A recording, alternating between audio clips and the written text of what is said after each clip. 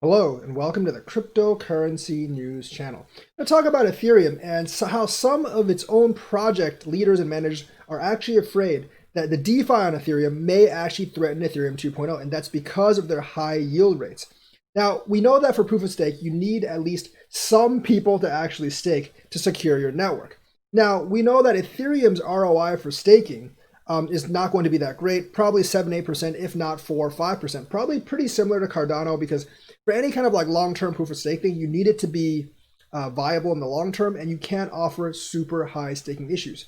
Now, this is especially a problem for Ethereum because DeFi is actually run on Ethereum, and you actually need to lock ETH to provide DeFi liquidity to get those sweet staking rewards. And we're talking about, like rewards in the high double digits, triple digits, and even quadruple digits. Yes, those are not sustainable at all, but people are really greedy, especially stakers. They're very, very greedy, and they may actually choose those unstable, really high rewards over Ethereum rewards. Obviously, if you are locking Ethereum in DeFi for liquidity, you cannot lock Ethereum to stake on 2.0, and that would actually compromise the security of 2.0. So I don't think they're going to have too much of a problem meeting the minimum staking threshold, but I don't know, the more people that stake, obviously, the more secure the network is. And they're actually like kind of worried that most people are actually going to have their Ethereum locked up in DeFi instead of actually securing Ethereum 2.0. Because obviously you can't offer 500% rewards for Ethereum 2.0 like you can for some of those DeFi.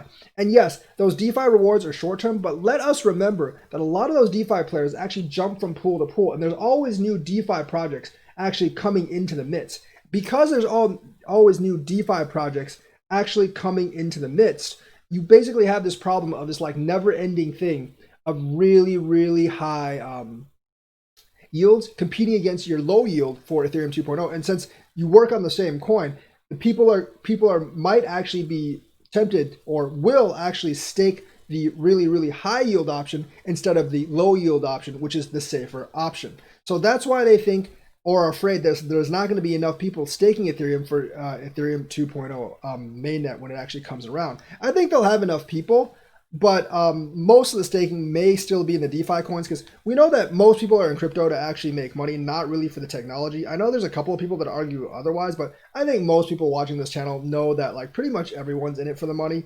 And if people are in it for the money, they might not choose to stake the 5% option. And instead of the 500% option, even though if it only lasts a few weeks. Now, like I said, it's more of a problem for Ethereum because like Cardano doesn't really have like 500% options for liquidity holding ADA, but Ethereum has many options for double and triple digit staking for Ethereum. And obviously, like I said, if you're staking Ethereum in those high yield DeFis, you can't stake it on Ethereum 2.0. So they might actually run into a staking issue. This is some of the people who are deep within the Ethereum project are actually worried about this, because this would actually hamper Ethereum 2.0, and DeFi is the root cause of it. And of course, people's greed is the root cause of it, but you're not going to get rid of people's greed. So hopefully they actually have enough to actually start 2.0 phase 0. So that is the news for today. Let me know what you think, like and subscribe, and hit that bell notifications button. Thank you and have a nice day.